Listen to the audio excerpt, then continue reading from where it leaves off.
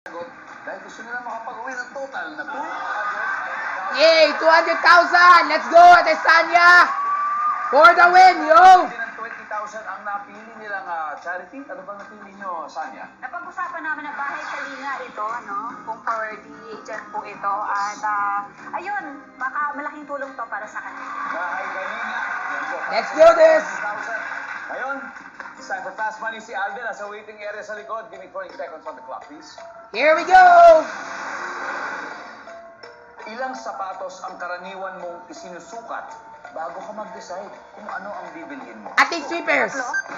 Sa anong sasakyan madalas may kinakandong? I don't even know what that is! Sa likod. Na ang ano sasakyan? Jeep. Kumpletuhin sa ilalim ng blank. Ilalim ng tulay. Puting ilaw. Dating presidente ng USA. From? Barack Obama. Nakita sa postcard na galing sa Batangas. The stamp. Let's go, Sanya. Tignan natin Paska? na mga puntos na nakuha mo. Time's Ilang up na, sapatos ang magpaska. karaniwan mong sinusukat What was last question? bago ka- Sabi mo 3. Sabi ni survey ay, Nice! I said that. At least 3 pairs. sa anong sasakyan madalas may kinakandong? Sabi mo sa jeep. Diba jeep? Oh yes! Wow! I think it means not. Sa ilalim Something like that. ng puting ilaw. Sa ilalim ng puting ilaw. Sa ilalim ng buwan. Nice! Ang sabi ng survey ay, My favorite! Noon, number 17. I love Donald Trump. 3 to go. He's my idol. Makikita sa postcard na galing Batangas. So, 117, not bad at all, Sanya. Thank you. Galing. Nice try, ate. Back, Mr. Alden Richards. Welcome back, Sir Alden. King Boo! Sa tingin Hi, mo, King putos Boo! ang nakuha ni Sanya? Welcome back, yo! 100 plus? Good news, 117. So, ibig sabihin, you need 83 more to win the additional 100,000. Kayang-kaya niya. Here we go! Ang ng Team Eduardo, tuloy-tuloy po dahil 83 na lang ang kailangan at magsisimula na po ang ating Fast Money second round. At this point, makikita na ng viewers ang mga sagot ni Sanya. Please give me 25 seconds on the clock. Let's begin! Ilang sapatos ang karaniwan mong isinusukat bago ka mag-decide kung anong bibilihin mo? 2. Sa anong sasakyan Okay. madalas may kinakandong? Jeep. Bus. Magka! Kumpletuhin sa ilalim ng blank. Puting ilaw. No! Puno... ng buwan. Dating presidente. Grabe naman. Dating presidente ng New Sir. Denzel Washington.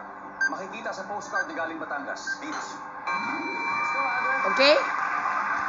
83 points.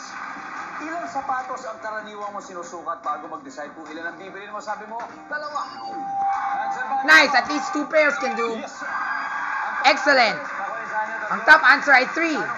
At least 3 pairs. Sabi mo sa bus. Do you even have to knock in the bus? Sa bus. Yes, sir. Okay? Ang top answer ay jeep. Tama ni Sanya. Yeah, I think that's the one. Knock on the bus, knock on the jeep. Questions away. Kung Kakatok, pinuhin something sa like that. ilalim ng buwan. Pareho pa kayo ng unang sagot. Kailangan ng puting ilaw. Halatang mahilig talaga kumanta si Alden. Nandyan ba ang buwan? Yes. Okay? Dalawa po ang top answer natin dito. Pulo at saka tulay. That's what I said! Tulay! Presidente ng Sayang! Sabi mo eh, Denzel Washington. Who's Denzel Washington anyway? Alam ko, iba ang gusto mong sagutin dyan eh. Pero bakit si Denzel Washington na naisip mo? Pero, Nadapa lang niya sa pero you really wanted to say George Washington. George Washington. Diba? George Washington. Wala naman Denzel Washington dyan eh. Si Denzel Washington. It's supposed to be George Washington Services. at the White House. Pero si George Washington may 5 points. Kung yun talaga yung nasagot natin. George Washington. 29 to go, 1 question away, makikita sa postcard na galing Batangas. Sabi mo'y beach. Ang sabi ng survey sa beach ay... Do you see a beach at the postcard? Sayang lang, Kuya Alden. Kung sana dapat George Washington, automatic jackpot ka na. Alden ay Taal Volcano. Sayang! Tapos, Pero okay lang yan. At least you did great, bro. See you next time.